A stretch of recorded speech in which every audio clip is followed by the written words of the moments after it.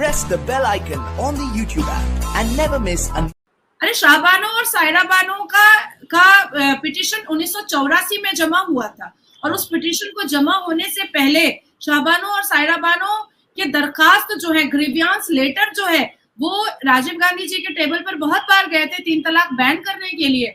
हम रोज पाकिस्तान को बुरा बोलते हैं, पर पाकिस्तान में भी हिजाब का सिलसिला नहीं है, पाकिस्तान में भी 3 तलाक, इंस्टेंट ट्रिपल तलाक का सिलसिला नहीं है। और 14 मुसलमान कंट्रियों ने पहले बैन कर दिया था, लेकिन क्योंकि राजीव गांधी जी को मुसलमान पुरुषों का वोट चाहिए था और उनको पता था कि मुसलमान पुरुष अपने अपने घर की मुसलमान महिलाओं का कान पकड़ करके कांग्रेस को वोट करवाएंगे, इसीलिए उन्होंने शाहबानो और सायरा बानो के पिटीशन को उन्होंने रद्द कर दिया। सभी को जय हिंद दोस्तों, आप सभी का हार्दिक स्वागत है जय हिंद रिएक्शंस पे।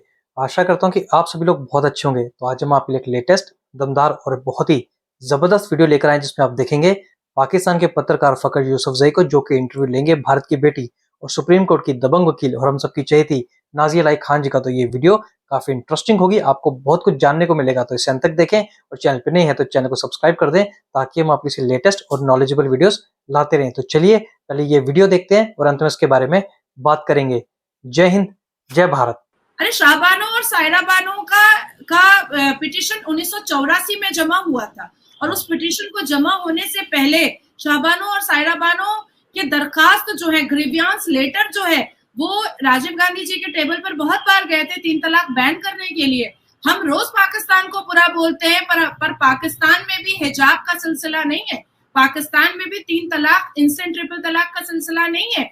और 14 मुसलमान कंट्रियों ने पहले बैन कर दिया था, लेकिन क्योंकि राजीव गांधी जी को मुसलमान पुरुषों का वोट चाहिए था और उनको पता था कि मुसलमान पुरुष अपने अपने घर की मुसलमान महिलाओं का कान पकड़ करके कांग्रेस को वोट करवाएंगे, इसीलिए उन्होंने शाहबानो और सायरा बानो के पिटीशन को उन्होंने रद्द कर दिया। गुजारा भत्ता जो आज 10 दिन, 1 हफ्ते पहले, लास्ट बुधवार के दिन जो सुप्रीम कोर्ट ने गुजारा भत्ता हमें 125 सीआरपीसी के तहत जो अप्रूव्ड किया, जो जजमेंट दिया, क्यों, ये तो 1984 में ही हो गया था। संविधान मानते हैं राहुल गांधी जी, अगर संविधान मानते हैं तो सर्वोच्च न्यायपालिका के उस जजमेंट को कैसे हिम्मत हुई राजीव गांधी जी की कि उन्होंने उठा करके फेंक दिया, और फेंक करके 1986 में उन्होंने वुमेन प्रोटेक्शन बिल ले आए। और उस प्रोटेक्शन बिल में क्या था कि मुसलमान मर्द अगर अपनी बीवी को तलाक देता है तो सिर्फ इद्दत के वक्त तक उसको पैसा देना पड़ेगा, और अगर बच्चा छोड़ रहा है मुसलमान मर्द अनाथ बना करके, तो 2 साल तक अपने बच्चे का खर्चा देना पड़ेगा। ये है राजीव गांधी जी। मैं पूछना चाहती हूँ राहुल गांधी जी से कि क्या सिर्फ 2 साल तक राजीव गांधी के पैसे पर राज रजे हो, या आज तक गांधी परिवार का चम्मच लेकर के तुम आज लीडर ऑफ अपोजिशन बने हो? वरना राहुल गांधी की औकात ही क्या है? गांधी के टाइटल की वजह से लोग उसको इज्जत दे भी देते हैं। अगर राहुल के पीछे में गांधी ना लगा होता तो नंगा करके मार खाता राहुल। अच्छा नाजिया, एक तो ये है कि डेमोक्रेसी ठीक है, ये एक बड़ा आपने बड़ी जबरदस्त तरीके से इसको जैसे कहते हैं कि एक्सप्लेन किया, एलेबोरेट किया, बट मतलब मेरे यहाँ 4 फौजी डिक्टेटर्स आए, उन्होंने कहा भाई हम हुकूमत में बैठे हुए हैं, लेकिन आज भी हमारे यहाँ जनरल मुशर्रफ को Seth Waqar, chief justice Peshawar high court, उन्होंने कहा कि जी आर्टिकल 6 के तहत इनको डेथ सेंटेंस दी जाए और फिर इनको लटकाया जाए। तो बड़ा बुरा लगा उन लोगों को। उस वक्त जनरल आसिफ गफूर साहब हमारे डीजी आईएसपीआर थे और उन्होंने एक प्रेस कॉन्फ्रेंस भी की। कुछ लोगों ने, पॉलिटिकल लोगों ने भी कहा, लेकिन इंडिया ने चले कम से कम ये वो एक बैड पैच आया उनके दौर में, मतलब जो भी 77-76 साल हो गए, लेकिन आज उनको ये है कि भाई इस दिन को हमने इसलिए सेलिब्रेट करने कि हमारी आइंदा आने वाली जो जनरेशन है उनको पता चले कि भाई ये वाली चीज दोबारा नहीं आनी। जो भी हो, पार्लियामेंटेरियन आपस में उलझ जाए, एक दूसरे को बुरा भला कह दे, एक दूसरे का गिरबान पकड़ ले, लेकिन डेमोक्रेसी मजबूत रहेगी, कॉन्स्टिट्यूशन स्ट्रांग रहेगा और वही सबसे ऊपर रहेगा। ये चीज मतलब इसको तो कम से कम मेरे ख्याल में हम एक फर्क के तौर पे, बल्कि बहुत बड़े फर्क के तौर पे हमें तो ये चीज नजर आती है। आपके यहाँ एक इमरजेंसी लगी है, हमारे यहाँ 4 डिक्टेटर आए, लेकिन हम उस 4 डिक्टेटर का कोई हम नहीं कहते कि यार हमने ये दिन सेलिब्रेट करना है, कौन कौन सा दिन सेलिब्रेट करेंगे। हम लोग एक इमरजेंसी वाला दिन है। भाई मैं इसको बहुत सादे तरीके से एक्सप्लेन कर बिल्कुल, देती हूँ प्लीज ताकि सबको समझ में आ जी जाए। प्लीज। देखिए, पाकिस्तान रिजोल्यूशन कब आया था? 1940 में। जी बिल्कुल, 1914 में, है ना। 4 मर गए इंडिपेंडेंस के वक्त में जिन्होंने रिजोल्यूशन पर 1940 में साइन किया था जी। जब 1947 में जब देश का बंटवारा हुआ, आजादी हुई, तो उसके बाद फिर नेहरू जी जो है गांधी जी के गोद में चढ़ करके पाकिस्तान जिन्ना को दिए। 4 तो उसी वक्त इंडिपेंडेंस टाइम पे ही मर गए थे। अब 6 decided to stay in India after independence, जिन्होंने रिजोल्यूशन पे साइन किया है कि पाकिस्तान इस्लामिक कंट्री बनना चाहिए। मैं उनकी बात बता रही हूँ आपको। 4 तो मर गए और 6 जो है वो इंडिपेंडेंट टाइम पर वो इंडिया आ गए, बोले नहीं हम पाकिस्तान जाएंगे ही नहीं। उसके बाद फिर 4 जो है 7, उसके बाद 7 लोग जो है वो ट्रेटर के नाम से उनका चिट्ठा फट गया, जो पाकिस्तान की फर्स्ट सरकार ने ही बताया और लियाकत ने साइन किया था। आपके पाकिस्तान में लियाकत ने साइन किया था। जी जी, लियाकत अली खान वो ट्रेटर है, ठीक है। अब 2 एक्सपेल हुए जो पाकिस्तान मुस्लिम लीग से जुड़े हुए थे, उनको आप लियाकत और जिन्ना जो है उन्होंने मिल करके एक्सपेल कर दिया।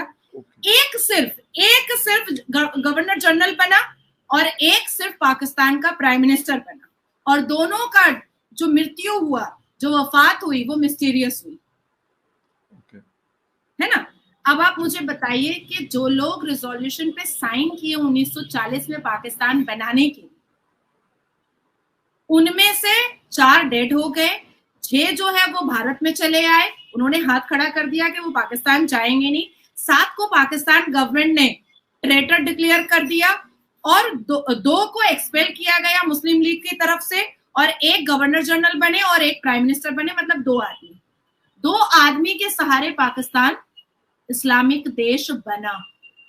और आपकी सरकार, आपके देश की सरकार कभी भी इतनी सक्षम नहीं थी कि वो उस देश को चला सकती थी। आप देखिए कि कई बार कोशिश की गई है कि एस्टैब्लिशमेंट और आर्मी का जो सबसे अहम भूमिका पाकिस्तान में है वो हटाया जाए, लेकिन जब इस चीज पर आप लोगों ने वर्क किया है, तब आप लोगों ने यही पाया है कि दंगे और ज्यादा बढ़ जाते हैं। इट्स बेटर कि आर्मी रूल करे, और पाकिस्तान की आर्मी रूल आज से नहीं है, जमाने से करती हुई चली आ रही है। अब मैं उस तरफ जाऊंगी तो बहुत ज्यादा लंबी चौड़ी डिस्कशन हो जाएगी।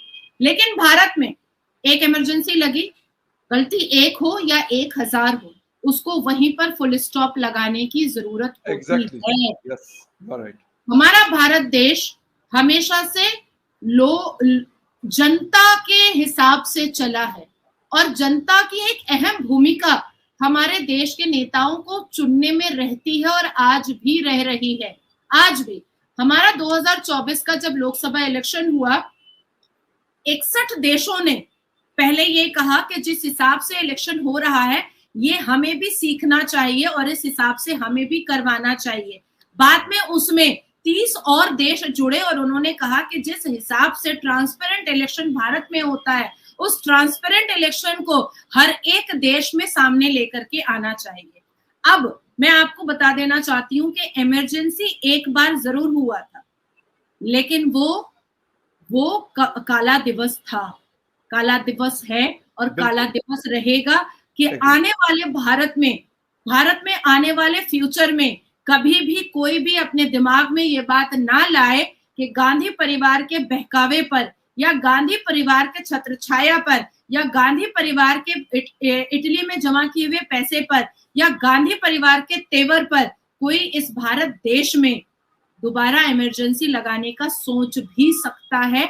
इसीलिए ये इतना बड़ा निर्णय, मर्डर ऑफ कॉन्स्टिट्यूशन दिवस हम मनाएंगे, मनाते रहेंगे, और इंदिरा गांधी के उस अभद्र काम को, उस अभद्र नेचर को, उस अभद्र बिहेवियर को, उस अभद्र एक्टिविटीज को हम कभी नहीं भूलेंगे, और इस देश के आने वाले युवा पीढ़ी को हम कभी भूलने भी नहीं देंगे। दोस्तों आशा करता हूँ कि वीडियो को आपने अंत तक देखा होगा और हमेशा की तरह नाज़िया अलाई खान जी का दमदार और बेबाक अंदाज आपको काफी पसंद आया होगा और इस वीडियो में आपको बहुत कुछ जानने को मिला होगा, जहाँ पे आपने देखा नाज़िया खान जी ने उसी अपने बेबाक अंदाज से ना सिर्फ इमरजेंसी की बात की, जो भारत सरकार काला दिवस मनाने जा रही है, यानी कि वो दिन जब संविधान की हत्या हुई थी उसको मनाने जा रही है, उसके बारे में बात की और साथ साथ में पूरे गांधी परिवार को एक्सपोज कर दिया, खासकर राहुल गांधी को पूरी तरह से उधेड़ के रख दिया। तो इसके बारे में आपके क्या विचार हैं? आप अपने विचार हमें कमेंट सेक्शन में लिखकर जरूर बताएं और एक बार फिर चैनल पे नए हैं तो चैनल को सब्सक्राइब कर दें, ताकि हम आपकी लेटेस्ट दमदार और नॉलेजेबल वीडियोस लाते रहें। तो चलिए फिर मिलेंगे ऐसी किसी इंपॉर्टेंट, जबरदस्त और मजेदार वीडियो में। तब तक अपना ध्यान रखिए। जय हिंद, जय भारत।